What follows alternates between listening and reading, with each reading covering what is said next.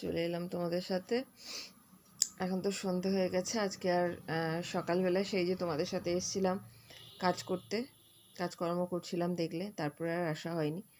তো আজকেও যথারীতি কাজের মাসে ডুব মেরেছে। সকাল থেকেই কাজকর্মে ব্যস্ত ছিলাম, একলা হাতেই সব কিছু। তারপরে তো শনি রবিবার পড়েছে, ফলে মেয়েও যে একটু হেল্প করবে তারও সময় নেই, কারণ তাও তার মধ্যে একটু ঘরটা ঝাঁটা দিয়ে দিয়েছিল।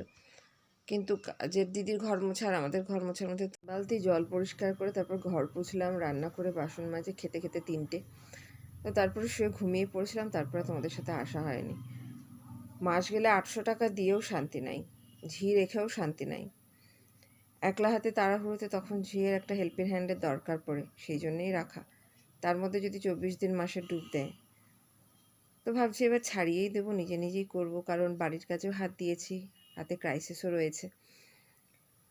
তো সব দিক চিন্তাভাবনা করেই এই ডিসিশানে আসা। কর্তাকেও বললাম, কর্তাও বলেছে হ্যাঁ তাহলে তাই করো, তাহলে যে যতটুকু সাশ্রয় হয়।